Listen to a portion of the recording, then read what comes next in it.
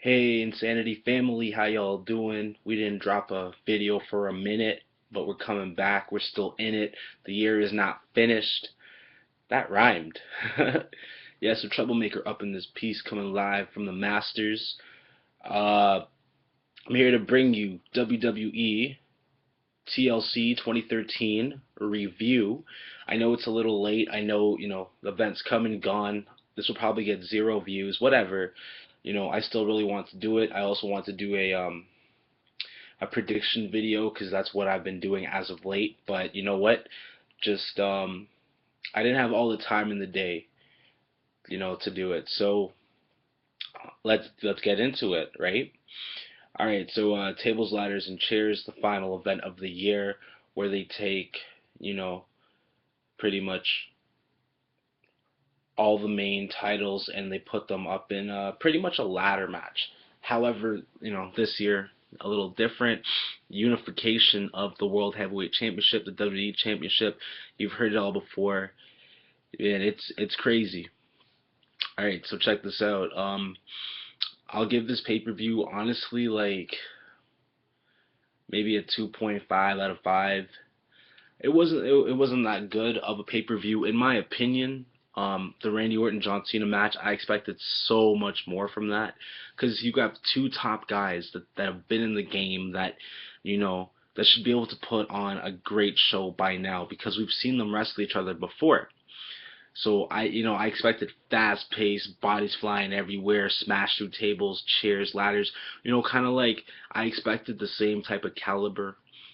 Um, when you look at what is it, Ryback teaming with I think Big Show and the other guy to face the Shield last year TLC. That match stole the card, you know.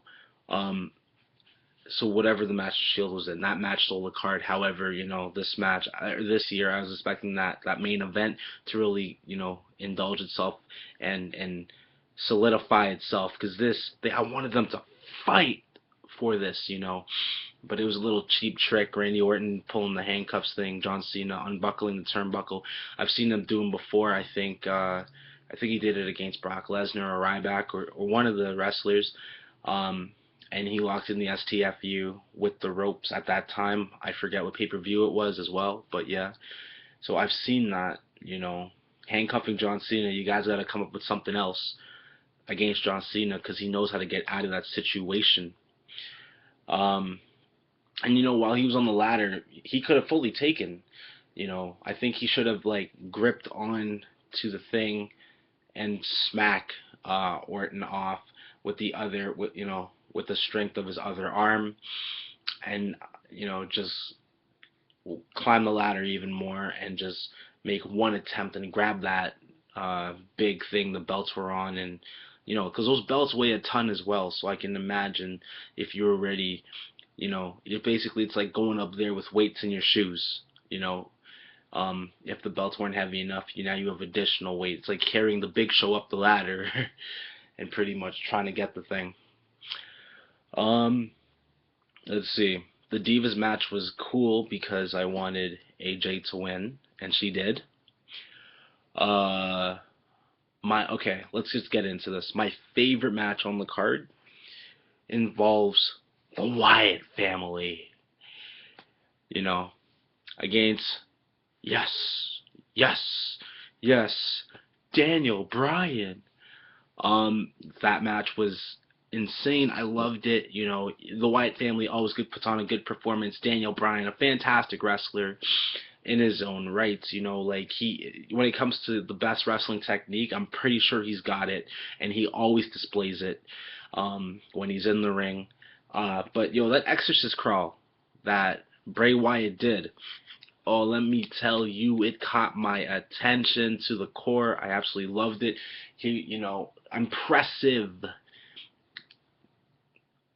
Impressive. Like, it's just, I fell in love with the match. I'm a huge fan of the Wyatt family. I love all that weird stuff. If you remember, you gave him the prediction video, me and Villain gave him the prediction video for Survivor Series. Remember, I was talking about the Wyatt family and all that weird stuff. I like all that weird stuff, and he was there with me, and You know, he said that's why I like his room, because it's got a bunch of like creepy, awesome, ghoulish things, you know, in there, and I'm down with that.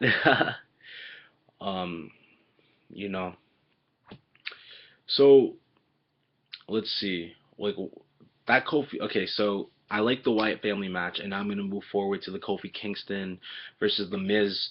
You know what? I think this truly shows a signal. Like once the crowd started yelling "boring, boring," look how fast the wrestlers had to end that match. You know, I guess it wasn't a match that they pumped up enough, and I guess the advertisement wasn't fully there for it, so people didn't really care about that match. The opening match, you know, the 3-on-1 handicap match with CM Punk versus the Shield, that match was mighty impressive as well, and kudos to Punk, you know, for picking up the win.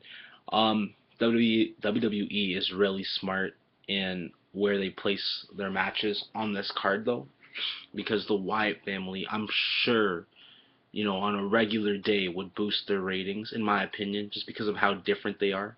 And I absolutely love that elements of theatrics they bring to the table. So by putting the first handicap match on the beginning of the card and the last handicap match being your semi-match before your main event, very smart, very good.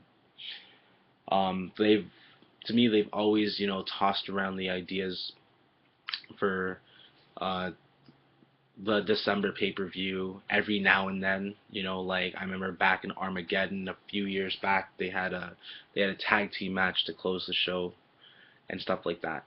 But anyways, moving forward, yeah, this pay-per-view was not that impressive. It was all right. Wyatt family stole the show. You know, I wanted Cena to win, but obviously, you know, to keep it controversial, to keep it WWE, to keep people talking, like, you know, Orton took the victory. Um, you know what?